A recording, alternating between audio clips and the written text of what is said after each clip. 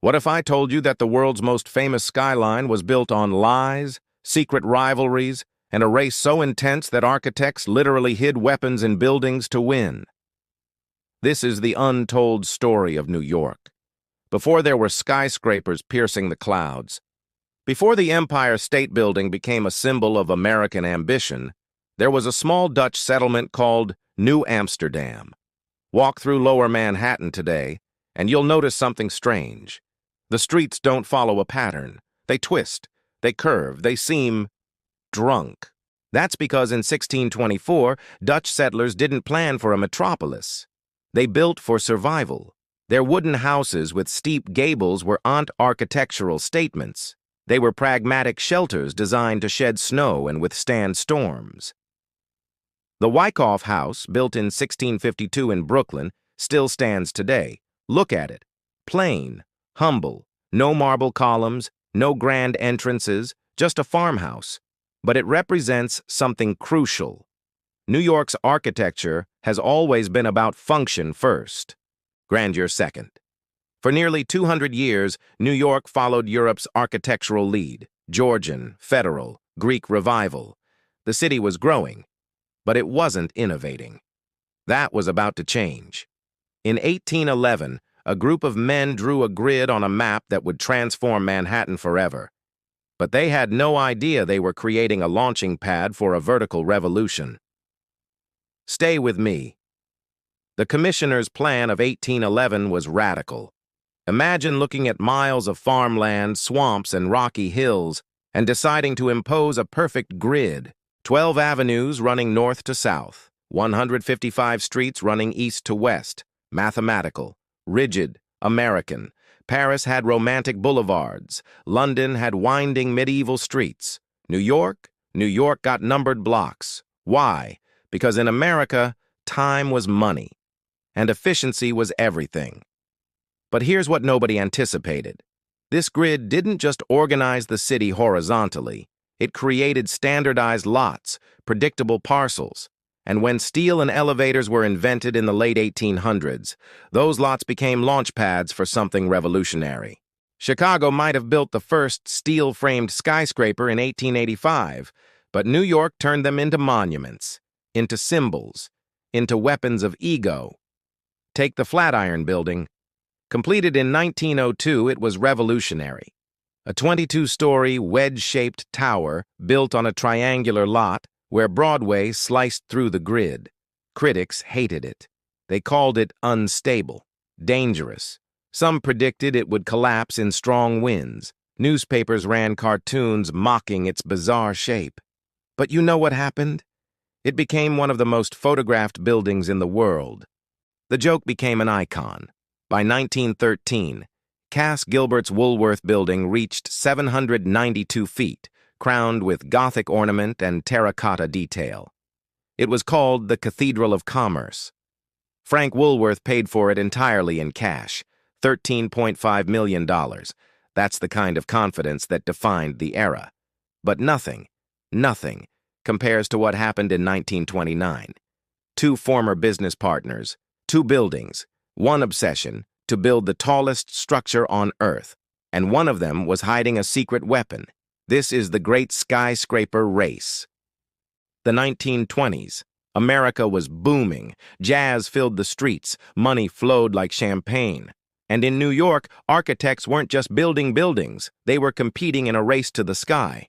Meet William Van Allen and Craig Severance, former business partners, former friends, now bitter rivals. Van Allen was designing the Chrysler Building for automotive mogul Walter Chrysler. Severance was designing 40 Wall Street for the Bank of Manhattan. Both men wanted the same thing: the title of world's tallest building. As construction raced forward in 1929, the competition became vicious. Severance's 40 Wall Street was planned to reach 927 feet. Van Allen's Chrysler Building, 925 feet. Severance thought he'd won. But Van Allen had a secret. For months, workers had been assembling a 185-foot stainless steel spire inside the building, hidden, waiting. On October 23, 1929, in just 90 minutes, Workers hoisted the secret spire through the roof of the Chrysler Building. Van Allen's tower shot to 1,046 feet, crushing Severance's hopes. The Chrysler Building became the tallest structure in the world. Severance was devastated. Van Allen was triumphant. Look at this building: stainless steel crown, eagle gargoyles, Art Deco magnificence. It wasn't just tall, it was beautiful, a monument to ambition. But Van Allen's victory lasted exactly 11 months. Enter the Empire State Building. In the depths of the Great Depression, while bread lines stretched around city blocks, the Empire State Building rose at an astonishing pace. Construction started March 17, 1930. The building opened May 1, 1931. 410 days, 1,454 feet, 102 floors. At its peak, workers added 4.5 stories per week. That's nearly impossible even with modern technology. The building was finished ahead of schedule and under budget. Why? Because thousands of desperate men needed work, and they worked with a determination that bordered on reckless. The Empire State Building held the title of world's tallest for 40 years. It became more than a building. It became a symbol of American resilience. Built during the worst economic crisis in history, it represented hope. Fast forward to September 11, 2001. New York's skyline was shattered, but from that tragedy would rise something extraordinary, a building designed not just to touch the sky, but to heal a wounded city. Here's how they did it. When the Twin Towers fell, they left more than a physical void. They left an emotional crater in the heart of New York. The question wasn't if they would rebuild. It was how.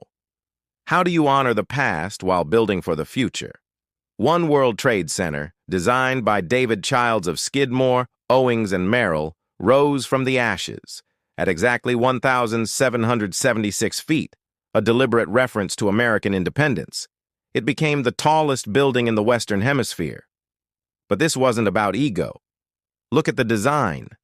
The building is a fortress at its base, 20,000 square feet of concrete and steel, a symbolic square that twists as it rises, becoming an octagon, then transforming into a perfect square, rotated 45 degrees at the top. The glass facade reflects the sky, sometimes making the tower almost invisible. It's there, but it doesn't dominate. It belongs. This building represents something different than the Empire State or Chrysler. It's not about being the tallest or the flashiest. It's about resilience, memory, moving forward without forgetting. Today, New York's architecture tells a different story. Sustainability, performance, light. One Vanderbilt, completed in 2020, achieved LEED Gold certification. Its transparent facade brings natural light deep into the building, reducing energy consumption. Hudson Yards, the largest private real estate development in American history, functions like a mini-city with integrated energy and water systems. Even controversial structures like the Vessel show that New York still craves spectacle. But now it must be sustainable, accessible, and community-focused. But New York's greatest architectural stories aren't always visible from the street. Ever wonder why New York has wooden water towers on nearly every rooftop? It's not nostalgia, it's physics. The city's water pressure can only push water 6 stories high.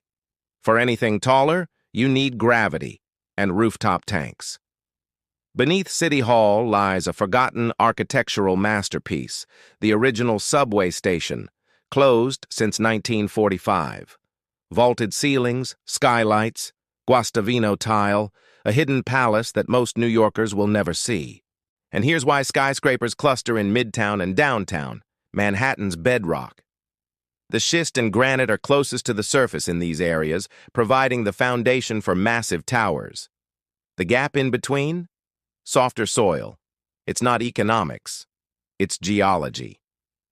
When they built the World Trade Center, engineers created the bathtub, a massive underground retaining wall holding back the Hudson River. When the towers fell on 9/11, the bathtub held. If it had failed, Lower Manhattan would have flooded. From Dutch farmhouses to glass giants, from secret spires to symbols of resilience, New York's architecture is more than buildings. It's ambition made visible, competition made concrete, hope made steel. Every tower tells a story, every street remembers, and every structure, from the smallest brownstone to the tallest skyscraper, is a chapter in the greatest architectural story ever written. This is New York, where the past and future stand side by side, where architecture doesn't just shape the skyline, it shapes the soul of a city. Thank you so much for watching. If you found these stories as fascinating as I do, hit that like button, and be sure to subscribe and ring the bell so you don't miss our next deep dive. See you in the next video.